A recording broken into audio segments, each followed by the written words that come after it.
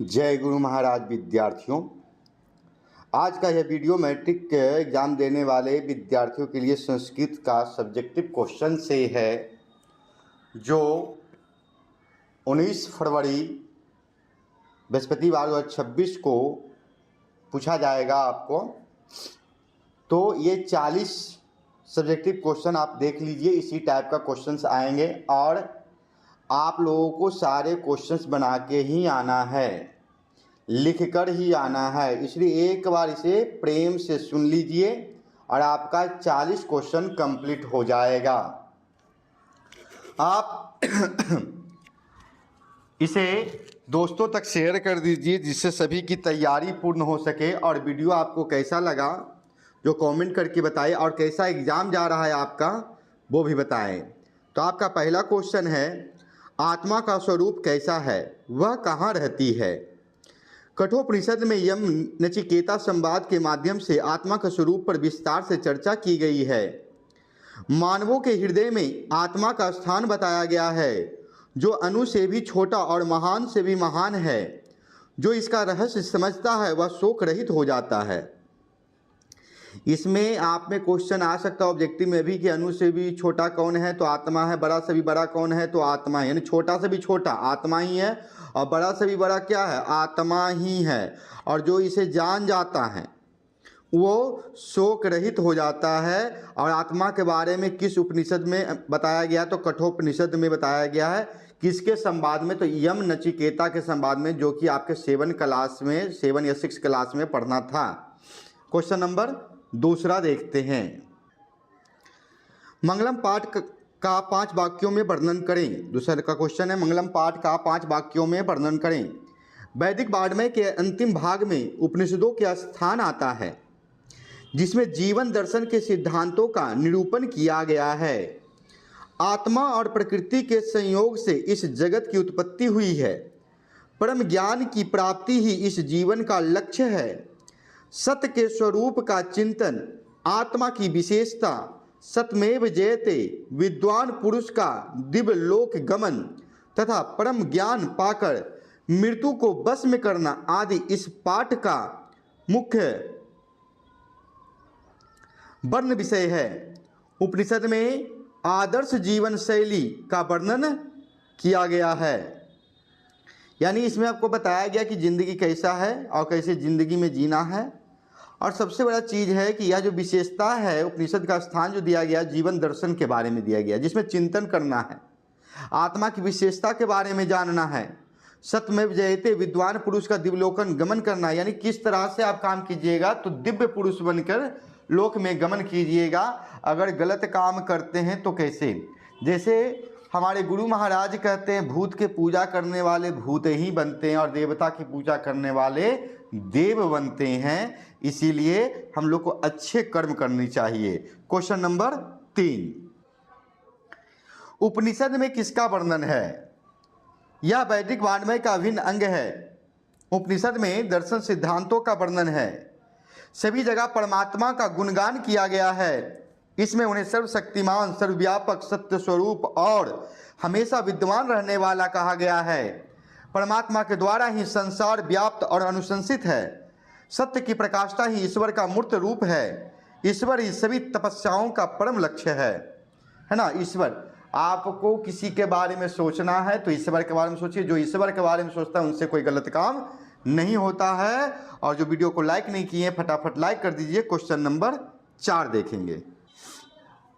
अपनी प्रगति चाहने वाले को क्या करना चाहिए? नीति श्लोक पाठ के प्रणेता भर्तृहरि ने अपनी नीति के अनंतम पदों में से एक में यह कहा है कि इस संसार में जिसे ऐश्वर्यशाली बनना है, सारी विभूतियों का स्वामी बनना है, तो इसके निमित्त उसे निद्रा, तंद्रा, आलस, क्रोध, भय और दीर्घ सुतरता का त्याग करना होगा, अन्यथा उसका लक्ष्य प्राप्ति असंभव हो जाएगा। यानी ज़्यादा नींद नहीं लेना चाहिए, ज़्यादा भोजन नहीं करना चाहिए, ज़्यादा आलस नहीं करना चाहिए, क्रोध तो कभी करना ही नहीं चाहिए, डर भी नहीं। जो सच बोलते हैं उनको डर नहीं लगता, जो झूठ बोलते हैं उन्हीं को डर लगता है। है ना, और किसी के प्रति गलत भावना भी नहीं रखना चाहिए। ऐसे महान पुरुषों का, मनुष्यों का प्रगति कोई रोक नहीं सकता। Question number 6। वह क्वेश्चन 4 था जिसमें नंबर 7 हो गया, गलती हो गया है, नंबरिंग थोड़ा सा उल्टा हो गया है, तो कोई दिक्कत नहीं है। और ये क्वेश्चन 5 है जो 6 में लिखा हुआ है। आप लोग पूरा क्वेश्चन देखिए, आपके लिए 40 क्वेश्चन है गिनती के अनुसार, नंबरिंग में प्रॉब्लम है ना। तो क्वेश्चन है 6ठा नंबर ही देख लीजिए। 6 प्रकार के दोष कौन हैं, पठित पाठ के आधार पर वर्णन करना है।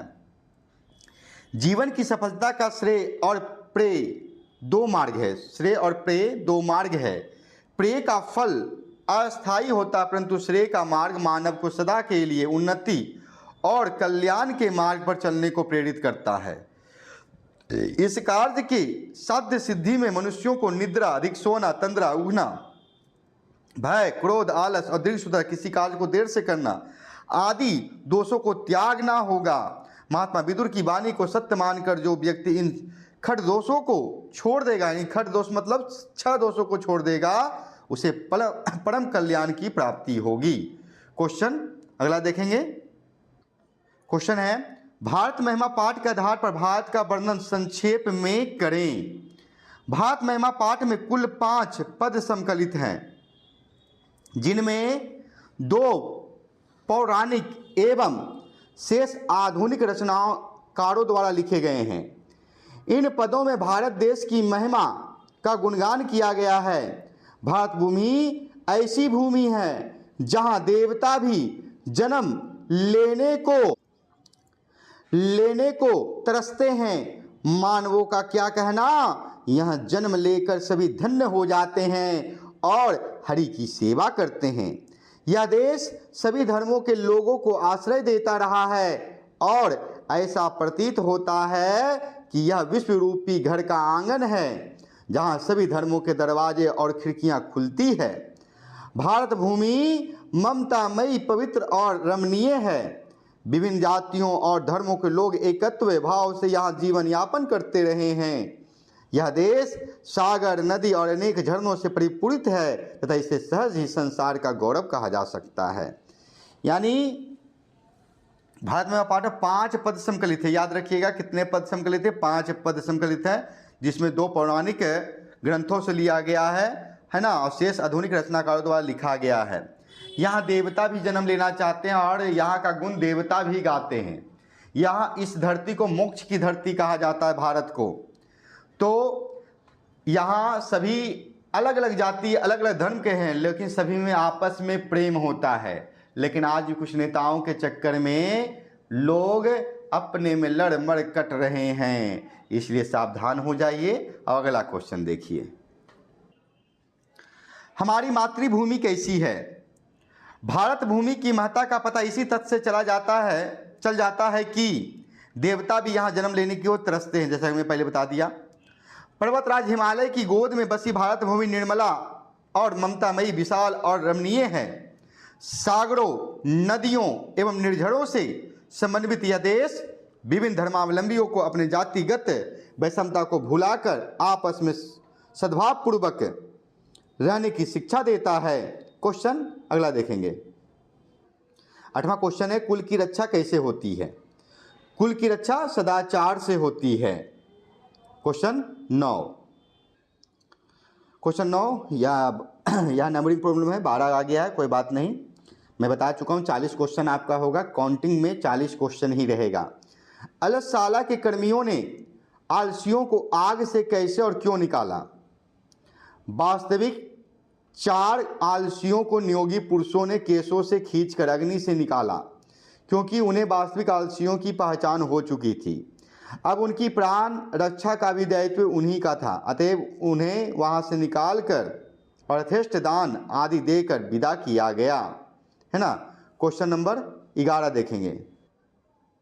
यहाँ नंबरिंग थोड़ा उल्टा है। मंदाकिनी वर्णम पाठ का वर्ण विषय क्या है। मंदाकिनी वर्णम पाठ रामायण के अयोध्या कांड की सर्ग 95 से संकलित है। क्वेश्चन ऑब्जेक्टिव में पूछ सकता है जी, मंदाकिनी वर्णम पाठ अयोध्या के किस सर्ग से आया है, तो 95 सर्ग से आया है अयोध्या कांड के, ठीक है। इसके रचयिता कौन है? वाल्मीकि हैं। रामायण के रचयिता वाल्मीकि हैं और रामचरितमानस के रचयिता तुलसीदास हैं। इसलिए मंदाकिनी वर्णम के रचयिता भी वाल्मीकि ही हैं। इस पाठ में चित्रकूट के निकट बहने वाली मंदाकिनी नामक नदी का वर्णन है। आदि कवि वाल्मीकि की काव्य शैली तथा वर्ण क्षमता अभिव्यक्त हुई है। श्री राम सीता को मंदाकिनी का वर्णन सुनाते हैं। श्री राम, क्वेश्चन आ जाता है, श्री राम मंदाकिनी का वर्णन किसे सुनाते हैं? तो सीता को। ठीक है। मंदाकिनी नदी कहाँ बहती है? तो चित्रकूट के निकट बहती है। क्वेश्चन 10 देखेंगे। श्री राम की प्रकृति सौंदर्य बोध पर अपने विचार लिखें। वनवास प्रसंग में श्री राम सीता और लक्ष्मण के साथ चित्रकूट में आते हैं। यह प्रवहमान मंदाकिनी नदी की सुंदरता देखकर वे मुग्ध हो जाते हैं और अपनी भार्या अर्थात सीता को उसकी विशेष प्राकृतिक सुषमा की ओर ध्यान आकृष्ट कराते हैं। मंदाकिनी का निर्मल जल, फूलों की रंग बिरंगी छटा, ऊंची कछारें और वनस्पतियों से भरी हुई तट सीमा, ऋषियों का सूर्य को नमस्कार करना तथा बगुलों को कतारबद्ध उड़ना आदि दिखाना प्रमाणित करता है कि भगवान राम की सौंदर्यपरक दृष्टि विशिष्ट थी। आप लोग पूरा वीडियो को 2 से 3 बार देख लीजिए एग्जाम के पहले तक में और बोल लीजिए, आपका सारा कंप्लीट हो जाएगा। लेकिन अभी तक जो वीडियो को शेयर नहीं किए हैं, वीडियो को शेयर कर दीजिए दूसरों तक, और जो इस चैनल पर नए हैं चैनल को सब्सक्राइब कर लीजिए। और मैं आपको एक सूचना दे देता हूं कि 23 तारीख को शाम 7:30 बजे से लाइव क्लास होगी अंग्रेजी के लिए, जिसे आप पढ़कर सीख सकते हैं। अंग्रेजी आपके लिए आसान हो जाएगा। क्वेश्चन आगे देखते हैं। 9 नंबर, पंडित किसे कहा गया है? आचार्य भर्तृहरि ने नीति श्लोक में पंडित जनों की पहचान बताते हुए कहा है कि जिसके कार्य शीत उष्ण भय रति प्रेम समृद्धि असमृद्धि गरीबी में नहीं रुकते हैं, अर्थात व्यवधानवश गतिहीन नहीं होते हैं, वैसे मानव को पंडित कहा जा सकता है। यानी अपने कष्ट में भी अपना कार्य करे वही पंडित कहलाता है। कितनों कष्ट आ जाए लेकिन अपने कर्म को ना छोड़े, वह पंडित कहलाता है। क्वेश्चन अगला देखेंगे। किसको दान देना चाहिए? व्यग्र पथिक कथा शीर्षक पाठ में बूढ़ा बाघ पथिक को अपने शिकंजे में फंसाना चाहता है और धर्मादि अनेक विषयों की उत्तम बातों को बोलता है। जब उसने अपने पाप कर्मों के कारण स्वयं को विदुर और अपने बच्चों को मारे जाने की बात कही तो पथिक कुछ सोचने पर विवश हो गया। मौका देखकर उसने यह भी कह डाला कि उसने धार्मिकों द्वारा दान आदि किए जाने की बात कहने पर स्वर्ण कंगर देना चाहता है। शास्त्र सम्मत बातों का उदाहरण देते हुए वह कहता है कि दान उसे ही देना चाहिए जिसे इसकी जरूरत होती है तथा देश काल और सुपात्र का चयन कर ही देना श्रेयस्कर होता है। अन्य किसी को देने से भी दान का फल नहीं प्राप्त होता। इतना सुनकर पथिक उसके जाल में फंस गया और उसकी शर्तों पर तैयार होकर तालाब में प्रवेश कर गया और कीचड़ में फंसकर मारा गया। इसलिए जो मीठा बात करे उससे बच के रहना चाहिए। लोग आपको डुबाने के लिए आए हैं, उठाने के लिए नहीं। इसलिए अपने परिवार की बात हमेशा माना कीजिए। अगला क्वेश्चन देखेंगे, क्वेश्चन नंबर 15। चूँकि यहाँ प्लेट उल्टा सेट किया है तो इसीलिए मैं देखा तो उसके बाद प्लेट उल्टा ही आएगा ना, तो 16 के बाद 15 आया है। आप लोग देखिए क्वेश्चन अगला। राम प्रवेश राम के महाविद्यालय शिक्षा के बारे में लिखे। राम प्रवेश राम जब महाविद्यालय में प्रवेश किया तो वहाँ के पुस्तकालय में स्थित अनेक विषयों की पुस्तकों को आत्मसात किया। स्नातक की परीक्षा में विश्वविद्यालय में प्रथम स्थान प्राप्त कर अपने महाविद्यालय की ख्याति बढ़ाई। उनका नाम सभी जगह गूंजने लगा। आप लोग भी जहाँ जहाँ से निकले हैं मेहनत कीजिए और अपने टीचरों का, शिक्षकों का नाम रोशन कीजिए, अपने परिवार का भी मेहनत कीजिए। डरिए नहीं, एग्जाम अच्छा ही जाएगा। क्वेश्चन 14 देखेंगे। राम प्रवेश राम किससे प्रभावित होकर अध्ययन में निरत हो गया? बिहार के भिकनटोला ग्राम में एक प्राथमिक विद्यालय का स्थापना हुई जिसमें सामाजिक समरसता का भाव रखने वाले एक शिक्षक का आगमन हुआ। शिक्षक बालक राम प्रवेश राम की आपात रमणीय कार्यों से प्रभावित हुए बिना न रह सकें एवं वे स्वयं उसे अपने साथ ही लेकर आए और स्वयं पढ़ाना शुरू किया। शिक्षक के पढ़ाने की शैली से आकर्षित होकर वे अध्ययन में निरत हो गया। छात्र नाम अध्ययन तापह उसका उद्देश्य हो गया। तो देखें कि किस तरह से, देखिए भीखनटोला, राम प्रवेश कहाँ के रहने वाले थे? भीखनटोला। भीखनटोला ग्राम कहाँ है? तो बिहार में है। ऑब्जेक्टिव क्वेश्चन पूछता ऐसा जी। और गांव में भीखनटोला में कौन आए थे देखने के लिए? तो एक शिक्षक आए थे, आज जिनके संपर्क में जो राम प्रवेश से मिलकर उनके कार्यों से प्रभावित हो गए और उनको अपने साथ ले गए और शिक्षक के पढ़ाने की शैली से इतना खुश हुए कि वह अपने छात्र जीवन को तपा दिए, जिससे उनके गांव का नाम रोशन हुआ। बहुत सारे शिक्षक ऐसे होते हैं जो आपको आगे बढ़ाने की काम करते हैं। बहुत सारे शिक्षक ये होते हैं कि जो रट्टा मरवाते हैं। रट्टा मारने से ज्ञान कम जाता है जी, है ना। डिग्रियाँ तो मिल जाएगा, रिजल्ट भी आ जाएगा, लेकिन जब आपसे कोई क्वेश्चन करेगा उसका जवाब क्या दीजिएगा। इसलिए ज्ञान को बढ़ाइए। क्वेश्चन नंबर 13 देखेंगे। अलसशाला में आग लगने पर क्या हुआ? सही आलसी जनों का पता लगाने के लिए जब मंत्री वृषेश्वर के नियोगी पुरुषों ने अलसशाला में आग लगा दी तो सबसे पहले कम आलसी लोग अपनी जान बचाकर भागे। तत्पश्चात धूर्तों ने भी वहां से भागने में ही अपनी भलाई सोची और जब केवल 4 आलसी ही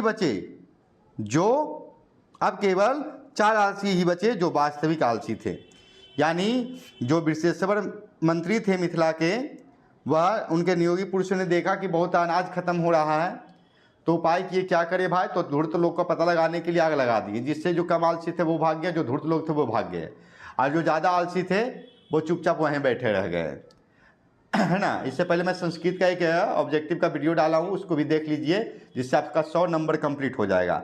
आज का वीडियो, पिछला वीडियो आप देख लीजिएगा, 100 नंबर पूरे कंप्लीट हो जाएगा। किताब पढ़ने की जरूरत नहीं पड़ेगी आपको, ठीक है। क्वेश्चन 17 देखा जाए। धन और दवा किसे देना उचित है? धन दरिद्रों को पात्र, स्थान, काल आदि समसामयिक परिस्थिति का आकलन कर देना चाहिए एवं जो रोगी मानव है उसे ही दावा की आवश्यकता होती है। रोगी की दावा को लेकर क्या करेगा?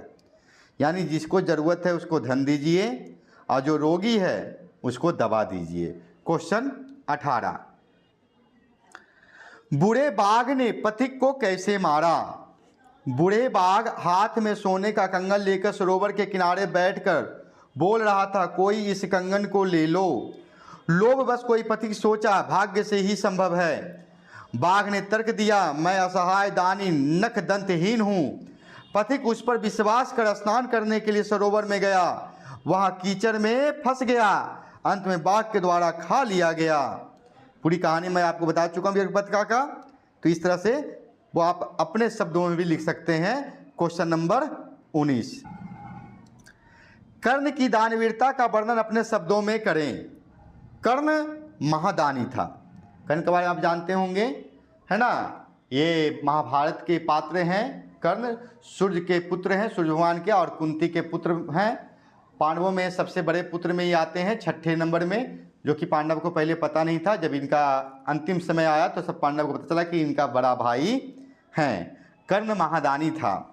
उसकी मान्यता थी कि समय आने पर शिक्षा नष्ट हो जाती है, मजबूत जड़ वाले पेड़ गिर जाते हैं, जल भी अपने स्थान पर जाकर सूख जाता है, परंतु हवन किए गए एवं दान दिए गए द्रव्य यथावत बने रहते हैं। इसीलिए जन्म के साथ उत्पन्न अपने रक्षक कवच और कुंडल को भी उसने इंद्र के मांगने पर निष्संकोच भाव से शैल्य के मना करने पर भी दे दिया, जबकि वह जानता था कि बिना कवच और कुंडल के युद्ध में जाने पर मैं मारा जाऊंगा तथा इंद्र मुझको मरवाने के लिए ही ब्राह्मण वेश में यानी शक्र के रूप में आकर हठपूर्वक इन्हें मांग रहा है। जान की बिना परवाह किए उसने इंद्र को कवच और कुंडल दे दिया एवं अपने वचन तथा दान धर्म की रक्षा की। यही है कर्ण की दानवीरता। जो लोग अपने प्राण को भी नहीं देखते हैं और सेवा की भावना रखते हैं, उन्हें पूरा विश्व पूजा करता है। क्वेश्चन 20 देखेंगे। कर्ण के कवच और कुंडल की विशेषताएं क्या थी? कर्ण को कवच और कुंडल जन्म से प्राप्त थे। उसे वरदान प्राप्त था कि जब तक उसके सिर पर ये रहेंगे उसकी मृत्यु नहीं होगी, यानी उसके कोई हथियार से मृत्यु नहीं हो सकती थी। रक्षा था, जिसे इंद्र ने महाभारत के युद्ध के समय अर्जुन की रक्षा के लिए और पांडवों की जीत के लिए कर्ण से छल पूर्वक दान में ले लिया था। क्वेश्चन 21, वेदांत कितने हैं? उनके प्रवर्तकों एवं शास्त्रों के नाम लिखें। बढ़िया से देखिएगा जी, इसमें सब्जेक्टिव आपका एकदम कंप्लीट हो जाएगा भी। वेदांतों की संख्या कितनी है? तो 6 है। शिक्षा, इसके प्रवर्तक आचार्य पन्नी है ना, और पन्नी शिक्षा प्रमुख ग्रंथ है। ठीक है, पहला जो है शास्त्र का नाम शिक्षा है, जिनके आचार्य कौन है? पाणिनि है। पाणिनि शिक्षा प्रमुख ग्रंथ है। शिक्षा उच्चारण प्रक्रिया सिखाती है। दूसरा है कल्प। कल्प एक सूत्रात्मक ग्रंथ है जिनमें कर्मकांड का वर्णन किया गया है। बौधायन, भारद्वाज, गौतम, वशिष्ठ आदि ऋषि इसके प्रवर्तक हैं। व्याकरण, व्याकरण के रचनाकार हैं आचार्य पाणिनि, व्याकरण के प्रवर्तक हैं। अष्टाध्यायी इनकी प्रसिद्ध रचना है। व्याकरण भाषा की शुद्धता को निर्धारित करने वाला एक ग्रंथ है।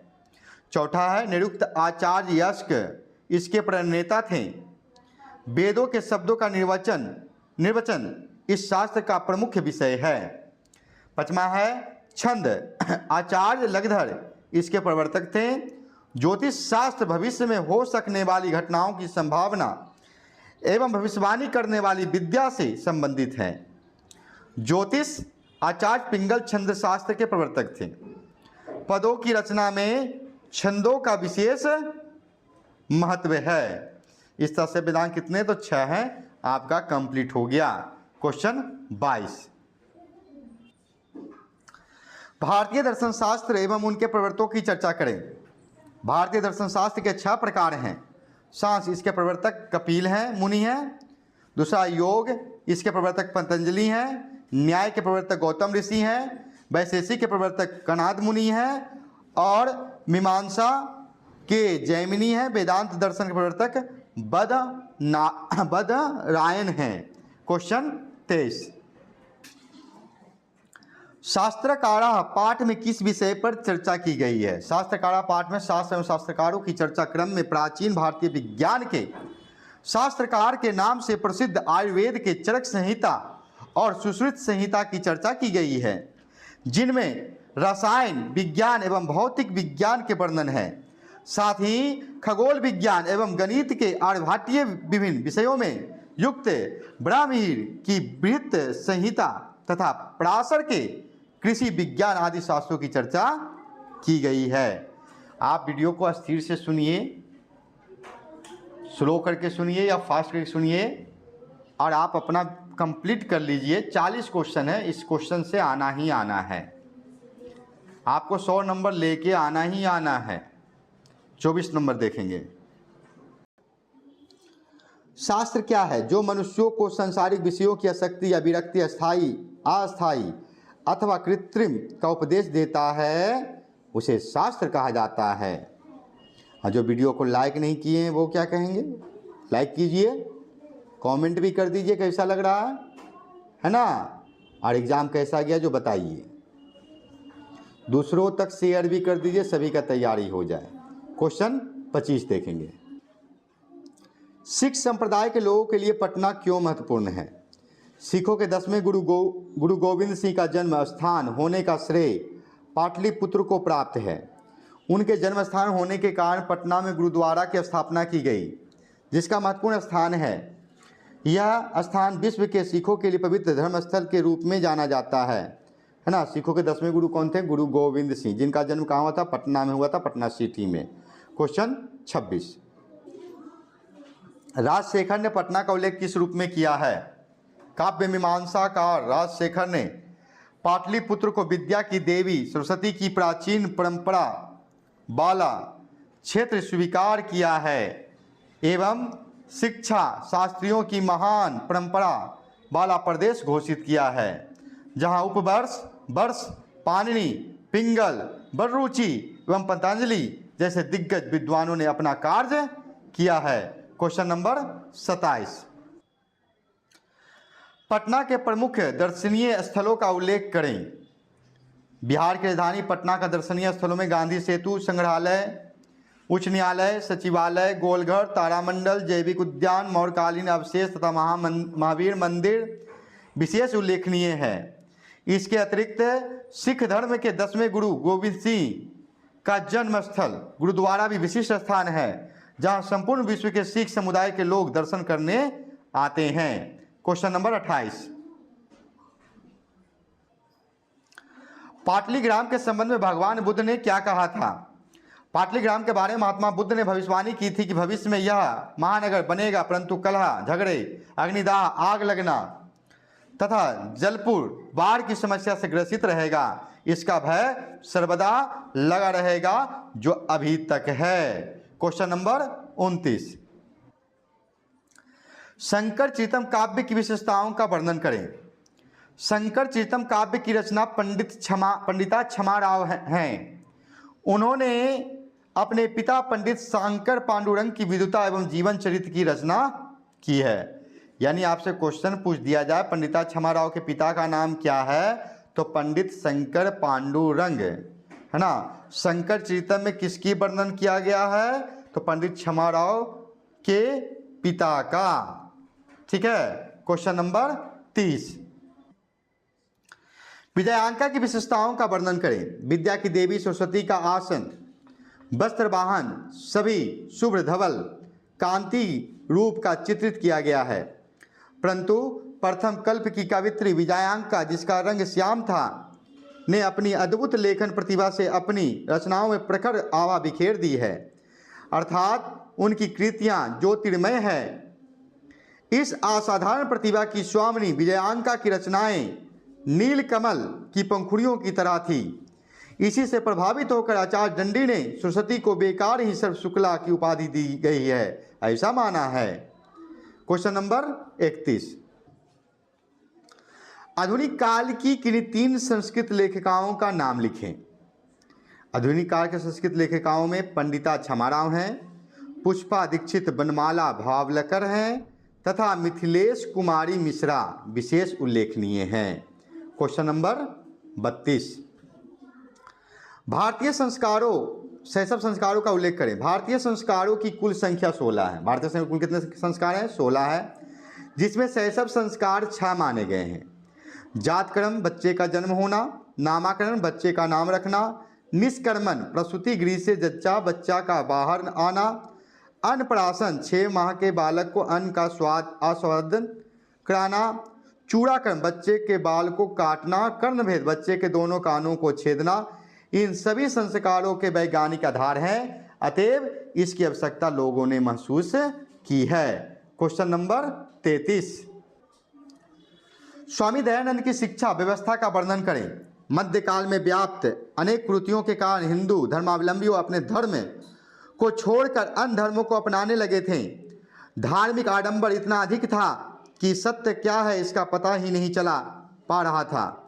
ऐसी परिस्थिति में स्वामी दयानंद ने वेदों का साधारण बोलचाल की भाषा हिंदी में भाष्य लिख डाला, जिसे पढ़कर लोग अपनी प्राचीन संस्कृति से परिचित होने लगे और पुनः धर्मांतरण कर हिंदू धर्म स्वीकार करने लगे।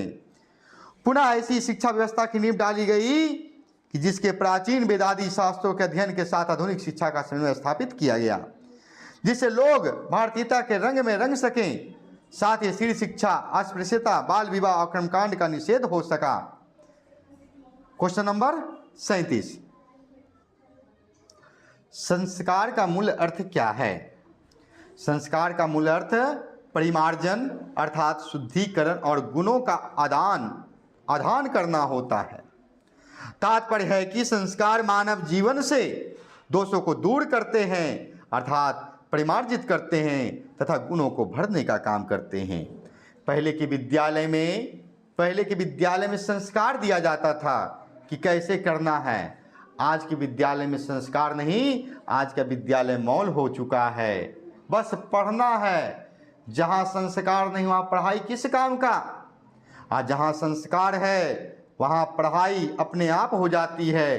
कबीर जी कोई पढ़े लिखे व्यक्ति नहीं थे, संस्कार से आगे बढ़े। इसीलिए सबसे पहले किसी को मिलना चाहिए तो संस्कार मिलना चाहिए। Question number 36,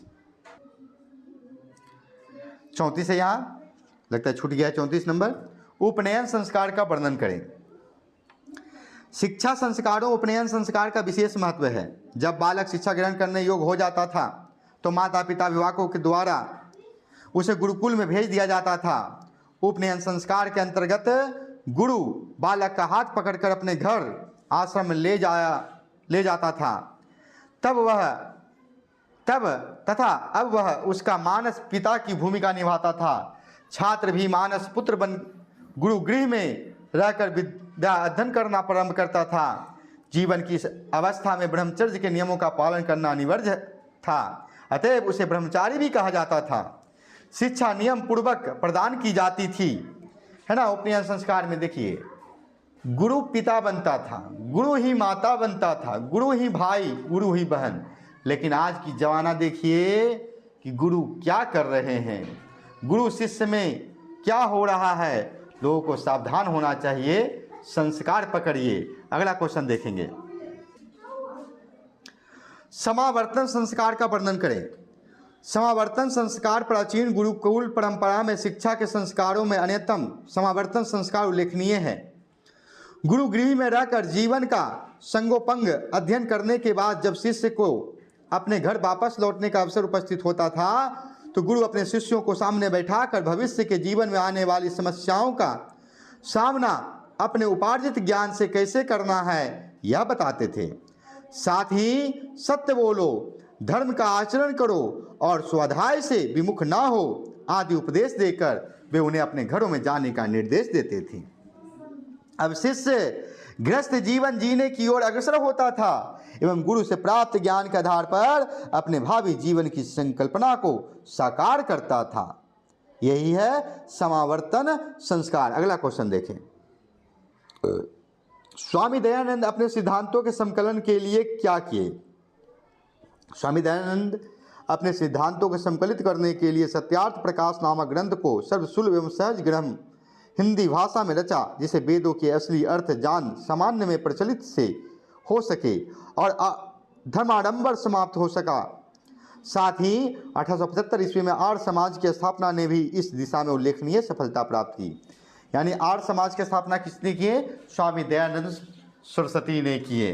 question number 38, Mahatma Buddha के अनुसार वैर की शांति कैसे संभव है। महात्मा बुद्ध ने वैर के शमन का उपाय बताते हुए कहा है कि इसकी शांति अवैर अर्थात प्रेम से ही हो सकती है, घृणा से नहीं। घृणा से घृणा को समाप्त नहीं किया जा सकता है, बल्कि प्रेमी रूप आँच से घृणा रूपी पत्थर को भी पिघलाया जा सकता है। यानी किसी से दुश्मनी से नहीं, प्रेम से जीता जा सकता है।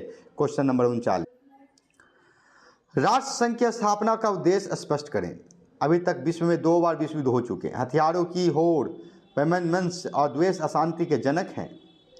इन युद्धों में लाखों लोगों की जान गई और अवर्णनीय क्षति मानव सभ्यता को झेलनी पड़ी। भविष्य में होने वाले नरसंहारों और अपूरणीय क्षति से बचाने के लिए संयुक्त राष्ट्र संघ की स्थापना की गई। अभी विश्व के अधिकांश देश इसके सदस्य हैं। कई बार अन्य देश के बीच इसने युद्ध की संभावना को सुलझाया है और अपने इस उद्देश्य में निरंतर प्रयत्नशील है। यानी ये इसलिए स्थापना किया गया कि किन्हीं 2 देशों के बीच, लोगों के बीच युद्ध ना हो और शांति बना रहे, जिससे विश्व तरक्की करे। युद्ध होता है तो अशांति होती है, कलह होती है, विपत्ति होती है, तो घर के बरकत भी खत्म हो जाते हैं। और अंतिम क्वेश्चन की ओर हम लोग चलेंगे। क्वेश्चन नंबर 40, विश्व प्रतिज्ञा के आधार पर भीष्म की प्रतिज्ञा का वर्णन करें।